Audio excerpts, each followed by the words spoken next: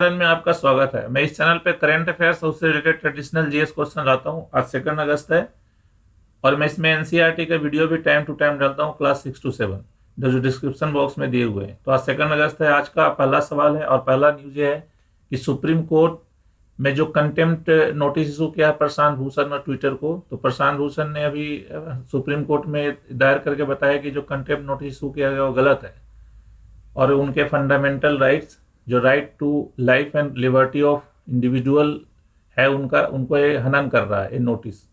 तो इसी से रिलेटेड क्वेश्चन है कि किसी भी व्यक्ति के जीवन और स्वतंत्रता के अधिकार की गारंटी संविधान के किस अनुच्छेद द्वारा दी गई है? इसका आंसर है अनुच्छेद 21। आर्टिकल 21 में right to life and liberty की गारंटी दी गई है हमारे संविधान में। और इस मौलिक अधिकार के बारे में और जानते हैं कि यह संविधान के पार्ट 3 भाग 3 में मौलिक अधिकार का वर्णन किया हुआ है और संविधान के अनुच्छेद 12 से 35 ये मौलिक अधिकार के बारे में वर्णन करता है, अलग अलग मौलिक अधिकारों के बारे में। तो इतना आपको जानना चाहिए। आज का अगला सवाल है कि जो एनईपी न्यू एजुकेशन पॉलिसी 2020 लागू किया गया है उसमें मंदारिन एक भाषा है, उसको कोर्स से बाहर रखने की बात कही गई है। जो सीबीएसई के कोर्स होगा उससे मंदारिन भाषा को अलग रखने की बात कही गई है। तो ये मंदारिन भाषा किस देश की है? तो मंदारिन भाषा चीन देश की है। आज का अगला न्यूज है कि ईआईपी एनवायरमेंटल इम्पैक्ट असेसमेंट जो चल रहा है, एनवायरमेंट क्लियरेंस के जो एक ड्राफ्ट लगा है जो काफी कंट्रोवर्सी में है, वह उसकी जो ड्राफ्टिंग की गई है 22 भाषा के जगह 3 भाषाओं में ही अनुवाद किया गया है। तो इसी से रिलेटेड क्वेश्चन है कि भारतीय संविधान में कितनी भाषाओं को राजभाषा के रूप में मान्यता दी गई है? तो भारतीय संविधान में 22 भाषा 22 लैंग्वेजेस को as a official language recognise किया गया है। आज के अगला न्यूज है कि जो बिहार में फ्लड सिचुएशंस दिन प्रतिदिन खराब होता जा रहा है। तो इससे रिलेटेड क्वेश्चन मैंने दिया है कि किस नदी को बिहार का शोक कहा जाता है? किस नदी को बिहार का शोक कहा जाता है? कोसी। कोसी को बिहार का शोक कहा जाता है और Kosi is called as sorrow Bihar और इसको सप्त कोसी बोलते हैं क्योंकि इसके अपर 7 ट्रिब्यूटरीज हैं इसकी। मतलब जब भी कोसी फ्लो करते हैं तो उसके अपर पार्ट में इसमें 7 नदियां और आके मिलती है, इसलिए इसको सप्त कोसी भी कहा जाता है। और यह जो इंडियन टेरिटरी में हनुमान नगर, नेपाल के पास एक हनुमान नगर है, वहाँ इंडियन टेरिटरी में इंटर करती है कोसी नदी और गंगा में मिल जाती है कुर्सेला। कुर्सेला एक जगह है कटिहार डिस्ट्रिक्ट में, वहाँ यह गंगा में आके मिल जाती है। तो ये हिमालय से निकलता हुआ नेपाल से होता हुआ हनुमान नगर में इंटर करती है और यह कटिहार डिस्ट्रिक्ट के कुर्सेला के गंगा रिवर में मिल जाती है। इतने चीज आपको जानने चाहिए इस नदी के बारे में जो काफी इंपॉर्टेंट है। अब बिहार को मैप पे देख लीजिए, ये बिहार है, रेड कलर से दर्शाया गया है नॉर्थ में, और इसकी राजधानी पटना है। इसके current chief minister Nitish Kumar है और इसके अभी प्रेजेंट राज्यपाल फागू चौहान है।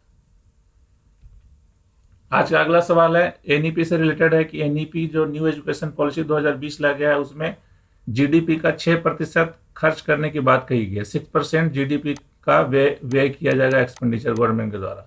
करंट में अभी 3% ऑफ जीडीपी एजुकेशन पे खर्च किया जाता है गवर्नमेंट के द्वारा।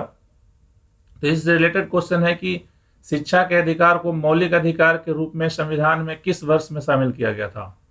इन which year right to education has been included as fundamental in Indian constitution? Very important question कि शिक्षा के मौलिक अधिकार को किस वर्ष शामिल किया गया? 2002 में। 2002 में यह मौलिक अधिकार के रूप में संविधान में शामिल किया गया है। 86th अमेंडमेंट 86वां संविधान संशोधन द्वारा जो 2002 में हुआ था उसके द्वारा शिक्षा के अधिकार को मौलिक अधिकार के तौर पे शामिल किया गया है। बहुत इंपॉर्टेंट क्वेश्चन है। आज का अगला सवाल है कि पूर्व पीएम नजीब अब्दुल रज्जाक जिनको भ्रष्टाचार के आरोप में हाल ही में 12 वर्ष की जेल की सजा सुनाई गई है, वह किस देश के पूर्व पीएम थे जिनको 12 वर्ष की जेल की सजा सुनाई गई भ्रष्टाचार के आरोप में? तो मलेशिया के पीएम थे। मलेशिया के पीएम को अब्दुल रज्जाक जिनको भ्रष्टाचार के 12 साल में जेल की सजा सुनाई गई है। अब मलेशिया के अभी करेंट पीएम है मैनुद्दीन यासीन और वहाँ की राजधानी कोलालमपुर है। ये आपको जानना चाहिए। अगला सवाल है जो आज के जो न्यूज में अलग अलग जो प्रमुख व्यक्तियों का नाम है उसको मैंने लिया है कि ताइवान के पूर्व राष्ट्रपति जो अभी जिनके निधन हो गया, ली टेंग हुई। यह इसलिए इंपॉर्टेंट है कि हमारे इंडियन गवर्नमेंट ने इनको मिस्टर डेमोक्रेसी करके संबोधित किया। मिस्टर डेमोक्रेसी ताइवान के पूर्व राष्ट्रपति थे ली टेंग हुई जिनकी अभी मृत्यु हो गई थी।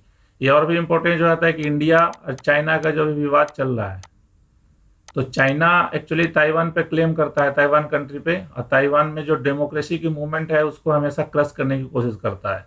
तो इंडिया का बयान काफ़ी इंपॉर्टेंट हो जाता है कि जो पूर्व राष्ट्रपति मर गए ली टिंग हुई, उनको मिस्टर डेमोक्रेसी कह के संबोधित किया गया है। तो in this context this is very important news. तो आपको याद रखना चाहिए कि पूर्व राष्ट्रपति जिनको मिस्टर डेमोक्रेसी कहकर इंडिया ने संबोधित किया है, उनका नाम ली टेंग हुई है, जिनका हाल ही फिलहाल में निधन हो गया है। और डीआरडीओ जो defence research and development organisation India का है, उसके भी प्रमुख कौन है? जी सतीश रेड्डी। डीआरडीओ के प्रमुख जी सतीश रेड्डी है। इजराइल के राष्ट्रपति कौन है? Benjamin Netanyahu. इसलिए लिया है कि इजराइल और डीआरडीओ में एक दोनों में कोलैबोरेशन चल रहा है, जो कोरोना के टेस्ट किट को डेवलप करने की बात कर रहे हैं, और गवर्नमेंट ने इनको परमिशन भी दे दिया है। तो इजराइल के राष्ट्रपति बेंजामिन नेतन्याहू, डीआरडीओ के प्रमुख जी सतीश रेड्डी। और नेपाल के राष्ट्रपति कौन है? नेपाल के प्रधानमंत्री तो काफी न्यूज में रहा है, ओपी शर्मा ओली। सब लोग आप जानते हो नेपाल के पीएम ओपी शर्मा ओली। लेकिन नेपाल के राष्ट्रपति कौन है? विद्या देवी भंडारी। ये चारों सही है। आज का अगला सवाल है कि आईपीएल का मौजूदा अध्यक्ष कौन है? आईपीएल न्यूज में रहा है कि अभी आईपीएल हाल फिलहाल में यूएई में कंडक्ट करने की बात की गई है। तो यूपी आईपीएल के अभी करंट चेयरमैन कौन है? तो आईपीएल के करंट चेयरमैन है ब्रजेश पटेल। सौरभ गांगुली बीसीसीआई के प्रेसिडेंट है और आईपीएल के चेयरमैन है ब्रजेश पटेल।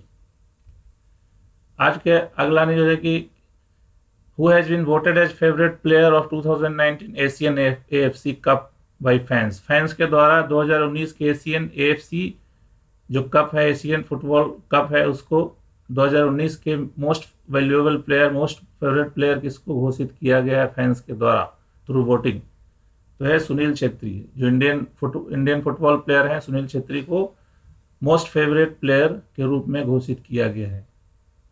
This is Baichung Bhutia. इनका कैरियर मोहन बगान, वेस्ट बंगाल की जो मोहन बगान एक टीम है, फुटबॉल टीम, वहां से स्टार्ट हुआ था और अभी ये मुंबई सिटी एफसी से खेलते हैं, मुंबई सिटी एफसी।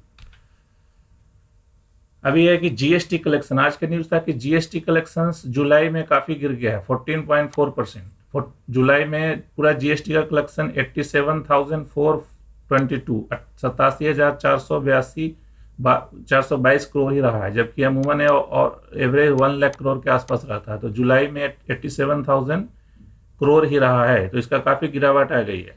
तो इस न्यूज से रिलेटेड ये बनता है कि आखिर जीएसटी है क्या। तो जीएसटी के बारे में कुछ जो फैक्ट्स दिए हैं वो है कि भारत में इसे 1 जुलाई 2017 में लागू किया गया था। दूसरा है कि GST goods and services tax को सबसे पहले फ्रांस में लागू किया गया था। भारत का जीएसटी कनाडा के मॉडल पर आधारित है। जीएसटी लागू करने वाला असम राज्य सबसे पहला राज्य है। तो इसमें सारे सही हैं। 1 जुलाई 2017 को भारत में लागू किया गया था, सबसे पहले फ्रांस में लागू किया गया था, और जीएसटी मॉडल भारत का कनाडा पर आधारित है, और जीएसटी लागू करने वाला पहला राज्य असम था। आज का अगला सवाल है कि किसी भी राज्य के राष्ट्रपति शासन भारतीय संविधान के किस अनुच्छेद के तहत लगाया जाता है? अभी जैसे बंगाल में जो वायलेंस हो रहा है, तो उसी को मद्देनजर ऑपोजिशन द्वारा बंगाल में प्रेसिडेंट रूल लगाने की बात कही जा रही है, ममता बनर्जी गवर्नमेंट को बर्खास्त करके। तो किसी भी राज्य में राष्ट्रपति शासन संविधान के किस अनुच्छेद द्वारा लगाया जाता है? तो संविधान के 356 आर्टिकल द्वारा राष्ट्रपति शासन लगाया जाता है किसी भी राज्य में। अब जिसमें 2 आर्टिकल मैंने और दिया है, 352 एंड 363। ये भी राष्ट्रपति शासन जो पूरा नेशनल इमरजेंसी लगाया जाता है 352 के तहत, और 360 के तहत इकोनॉमिक आर्थिक इमरजेंसी घोषित किया जाता है 360 के तहत। तो तीनों आपको ध्यान रखना है। 356 किसी राज्य में राष्ट्रपति शासन लगाया जाता है, 352 नेशनल इमरजेंसी लगाया जाता है, और 360 इकोनॉमिक इमरजेंसी आर्थिक आपात स्थिति 360 के तहत घोषित किया जाता है। That's all for today. ये आंसर हमने दिया हुआ है। Thank you for watching this. इस तरह से मैं रेलिवेंट क्वेश्चन, करंट अफेयर्स और उससे ट्रेडिशनल क्वेश्चंस लेता हूँ, जो कि काफ़ी इंपॉर्टेंट है। आप ध्यान रखो और नोट करो, पीडीएफ में हमेशा एक फाइल करके रखो। ये आने वाले कंपटीशन में बहुत सारे इसमें क्वेश्चन आने वाले हैं। Thank you, and if you like this video then subscribe, comment and forward to your colleagues. Thank you.